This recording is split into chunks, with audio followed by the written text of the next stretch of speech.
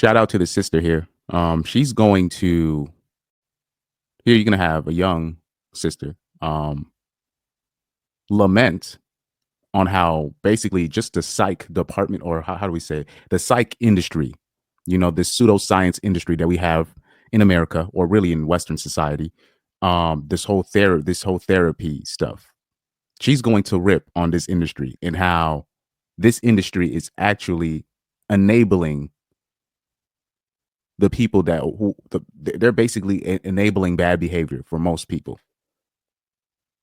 Let's keep it a buck, but let's listen to what she has to say about the therapy industry. Enough of me talking. One of those opinions that's going to get me JFK'd, and I am okay with that. Western psychology and therapy has bred a lot of abusers, manipulators, and gaslighters. Y'all have turned your sadism into self-care, your barbarity into boundaries. It just gave you the language to do so. Y'all would rather pick up DSM-5s than do a little self-reflection. You have learned to pathologize why you are a bad partner, friend, child, or parent. Instead of just saying, why would I want to help you move? You say, I don't have the space for that right now. Instead of saying, I don't want to listen to all the bullshit going on in your life, you say, I can't have you trauma dumping on me. There's a lot going on for me right now.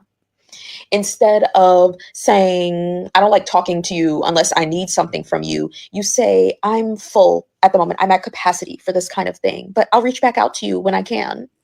Y'all are so anti-communal, and therapy is the perfect space for that under the Western model because it rewards hyper-individualistic behavior. Western therapy tells you it's all about you, babe. It doesn't look at anybody else around you. It insulates you. It's insular, puts you in your bubble. It says you're the focus. It doesn't make you look outside of yourself. And y'all love that. It makes you bad people. It makes you worse people. This is one of those opinions that's going to get me JFK'd. So shout out to her for that. I've been saying this for years. Therapy is a scam. It's been one of the biggest scourges, one of the biggest black eyes of this society, of this new society so far. And that's just my opinion.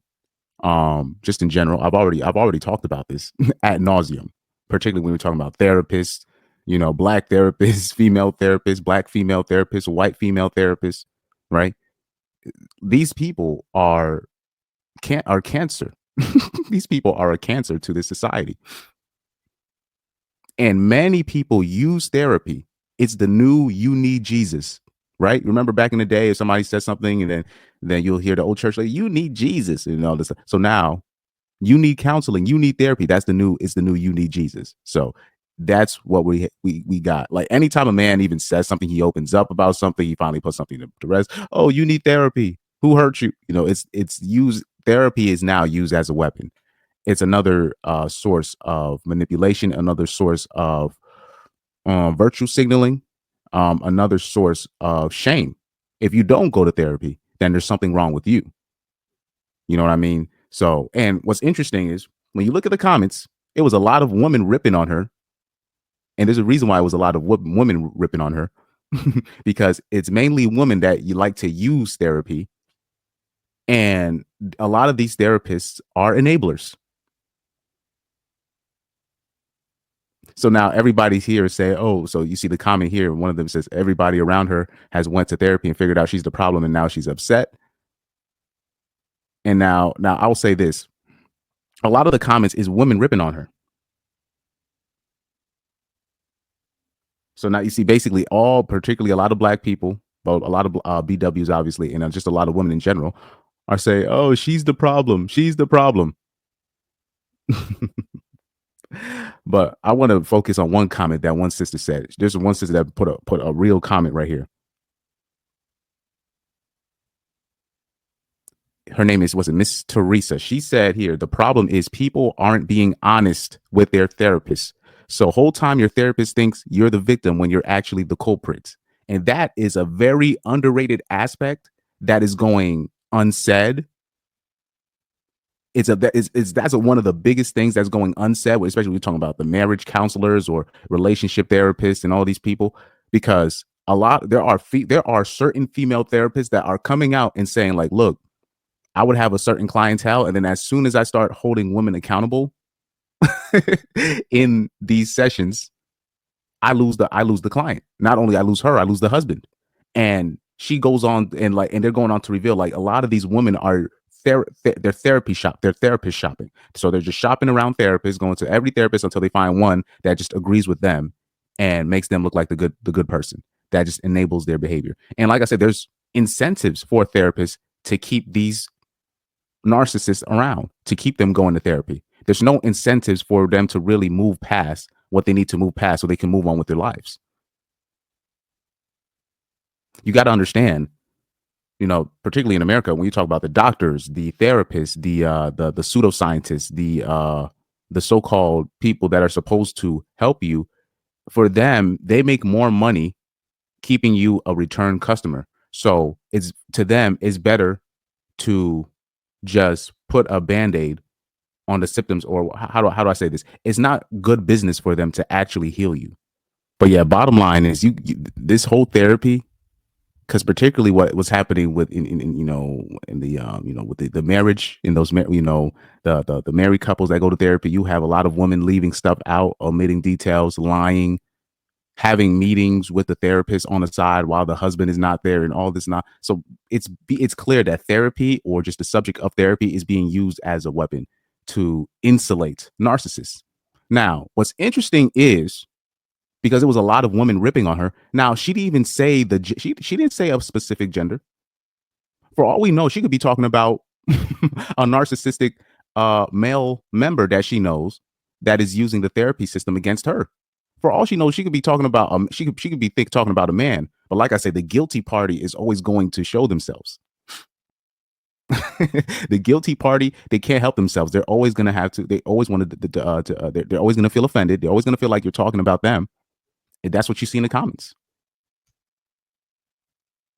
Basically, every other comment is say, "Oh no, she's the problem." You see. Now, okay, shout out to her. This guy right here, actually, he said, "Nah, she's cooking." Those type of people love to hide behind big terms and philosophical phrases. They're very passive. Setting boundaries is not the same as running from issues. These are facts. These are facts.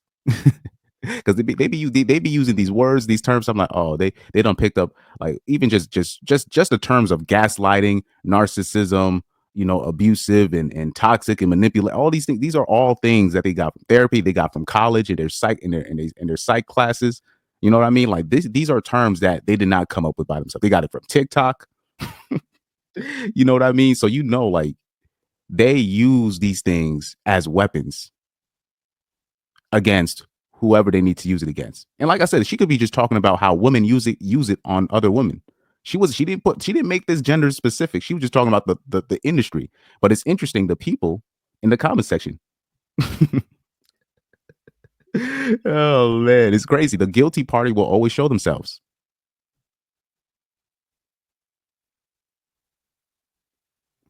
Nah. Like I said, like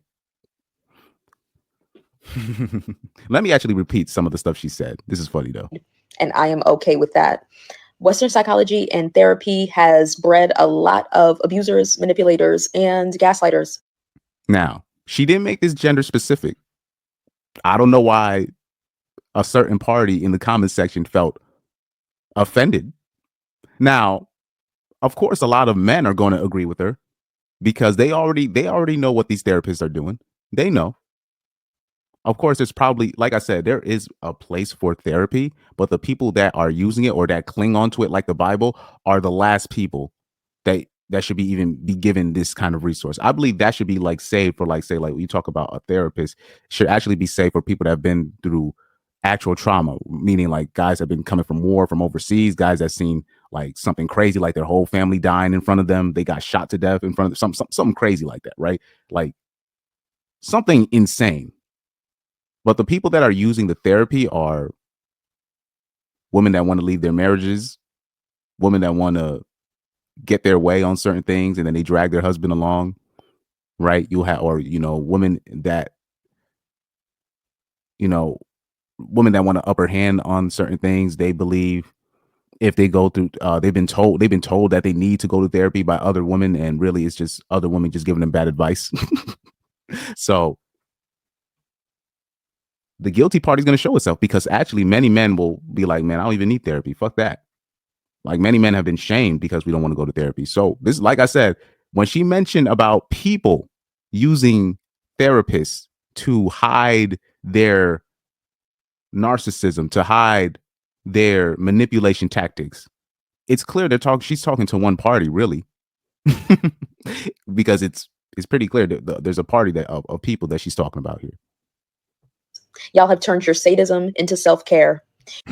Self-care, treat yourself. Who do you usually hear that from? Your barbarity into boundaries. It just gave you the language to do so. Y'all would rather pick up DSM-5s than do a little self-reflection. You have learned accountability. Interesting. To pathologize why you are a bad partner, friend, child, or parent. And I'm gonna just leave it off as this. This is why, obviously, I believe therapy is a scam, and I believe many women are using that industry to get away with dirt. But I'll leave it off as this. How many times have you heard women? I'm talking about in real life, not on the internet, because when women are quote unquote taking accountability on the internet, they're doing it for followers, and they know that they can monetize the followers by saying things that men want to hear. In real life, how many women have you heard, man, you know what? The cause of my last breakup, it was my fault. The dude was a decent dude. It was just me. I wasn't up to par, and I treated him bad. And hopefully, the next relationship I have, I hope I can do better for the next man. And hopefully, I don't treat him like I treat the last girl. How many women take accountability for their relationships going bad? How many? How many do you know? It's the answer is zero. The answer is really, like, I'm talking about. I'm talking about in real life, not on the internet, because you see women on the internet doing it now via the internet, and they're just doing it so they can gain male followers, and they know they can monetize off those male simp followers. I'm talking about in real life when there's nothing to gain. How many women will take accountability on, oh yeah, it was my fault, the relationship failed, I gaslit him, I cheated, I already had a backup dude? How many women will do that? But like I said, the women will use different terms. I'm on a journey of self-discovery. I'm on a healing journey. I'm finding myself, right? But like I said, and then on top of that, it doesn't help that the therapy industry in general is mostly, it's like most of the most of the therapists is a mostly Caucasian females in that therapy. It's like 75% of, it's like 70, I think the stat is like 70%, at least like 70% of the therapists are female.